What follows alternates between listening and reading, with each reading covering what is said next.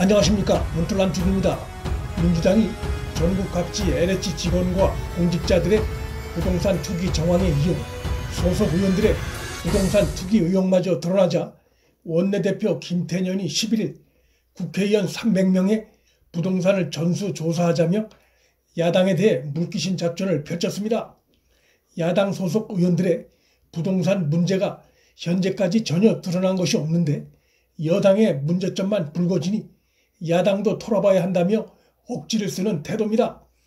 혐의가 드러난 범죄자가 다른 일반 국민도 혐의가 의심스러우니 다 조사해야 한다고 주장하는 식입니다. 국정을 책임진 집권 세력으로서 부끄러움도 모르고 책임지는 자세도 아닙니다. 김태년의 이 같은 뜬금없는 억지 제안은 야당에 비해 월등히 많은 의석수를 보유한 민주당 상황을 감안할 때, 또 부동산 관련 정보를 야당에 비해 상대적으로 손쉽게 획득할 수 있는 집권당 민주당의 상황을 감안할 때 대형 자살골이 될 공산이 큽니다.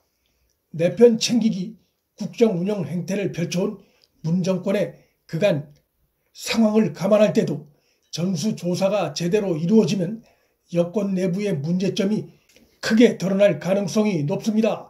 정부가 신도시 부동산 투기 조사를 하면서 그 대상 시기를 박근혜 정부 때까지로 확대한 것 역시도 정권의 자충수가 될 가능성이 높습니다.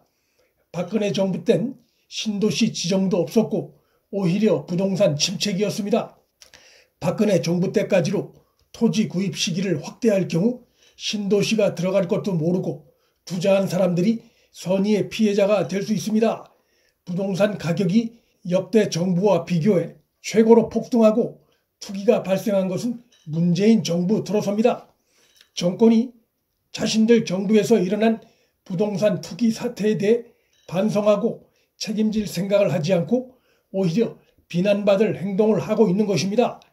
국민의힘의 김종인 위원장이 김태년의 꼼수 제안에 대해 즉각 그래 해보자고 응답하고 나옴으로써 김태년이 오히려 여당 내부의 반발에 직면할 가능성이 높아졌습니다. 국회의원 전수조사는 조사 방식의 갈등 때문에 무의로 돌아갈 가능성이 큽니다. 단순히 부동산 보유 실태 조사라면 이미 국회의원들이 낸 재산신고 자료를 보면 알 수 있는 것이고, 결국 차명으로 숨겨놓은 부동산이 있는지, 또 부동산 보유 과정에서 불법이 저질러졌는지 파악하려면 검찰이 나서야 하고 상당한 시간을 요합니다. 선거 전까지 끝낼 수가 없습니다. 검찰 수사권 박탈을 추진하는 여당 내부에서 검찰이 하는 국회의원 부동산 보유 조사 방식을 거부할 가능성이 높습니다. 3기 신도시와 8개 택지의 여당 국회의원 및 여당 소속 지자체 의원 등의 투기 의혹도 하나둘 드러나자 당황한 여당의 김태년이 역제안을 한 것인데 조사 합의가 이루어질 수가 없고, 그로 인해 제안을 먼저 꺼낸 민주당이 역풍을 맞을 가능성이 큽니다. 총리 정세균이 3기 신도시 땅 투기 의혹 합동조사 결과를 발표했는데 20명의 투기 의심자를 확인했다고 11일 밝혔습니다. 정부 합동조사단이 대대적으로 조사를 벌인다고 그간 호들갑을 떤 것 치고는 초라한 결과입니다.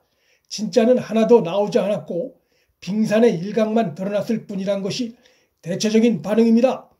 정부 조사는 시작부터 한계가 분명했고 꼬리 자르기가 될 수밖에 없는 구조였습니다. 국토부가 관리하는 부동산 거래 관리 시스템에서 택지 내의 토지주들과 직원들의 명단을 분석한 후 대상자가 나오면 대면 조사하는 시기여서 투기 적발 실효성이 매우 낮은 방식입니다. 진짜 주인은 깊숙이 숨어져 있는 경우가 더 많아 단순히 토지주와 직원 명단만 비교하는 방식으로는 조사라고 할 수도 없습니다. 청와대도 비슷한 방식으로 직원들의 3기 신도시 토지 보유 여부를 조사했다는데 이런 방식으로 진짜 투기가 찾아질 수 없습니다.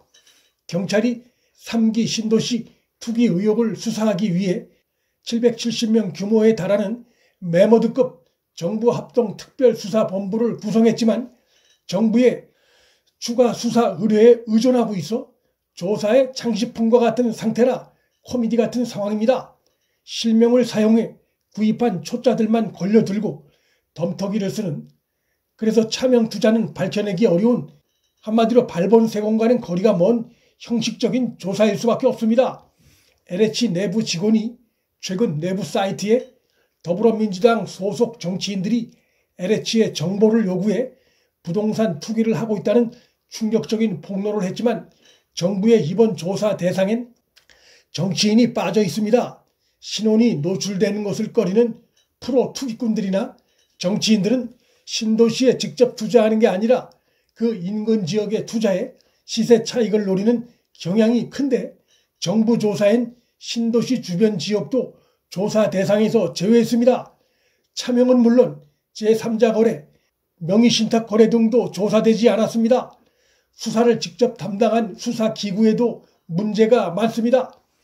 국수본이 중심이 돼 LH 직원 등의 부동산 투기 의혹 수사를 위한 합수본이 10일 출범했지만 검찰이 배제됐습니다. 검사 2명은 합수본이 아닌 정부 합조단에 파견됐고 그마저도 수사가 아니라 법률 지원 역할에 그칩니다. 정부가 과연 진정한 투기 근절 의지가 있는지 매우 의심스러운 상황입니다. 문재인 정권 들어 25번의 부동산 대책이 남발되는 과정에서 집값과 전월세는 물론 보유세까지 폭등하면서 전 국민이 피해자가 되다시피 했습니다. LH 직원 투기 사태로 촉발된 광명 시흥 신도시 땅 투기는 시작에 불과했습니다. 고향 창릉과 충남 세종시 스마트 국가산업단지 예정지 역시 개발정보 유출에 따른 투기 의혹이 속속 제기되고 있습니다. 오고돈 일가가 소유한 부산 가덕도 신공항 후보지까지 고려하면 가히 전국적입니다.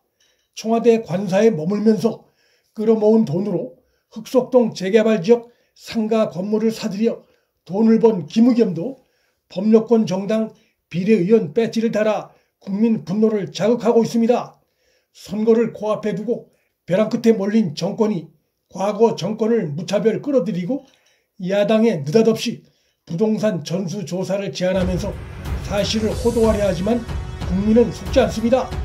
정권이 말로는 부동산 투기 뿌리 뽑는다 하면서 날림조사하고 있는 것도 국민은 다 꿰뚫어보고 있습니다. 문틀란TV 여기서 마칩니다. 구독과 좋아요, 알림 설정은 방송 제작에 큰 힘이 됩니다. 시청해 주셔서 감사합니다.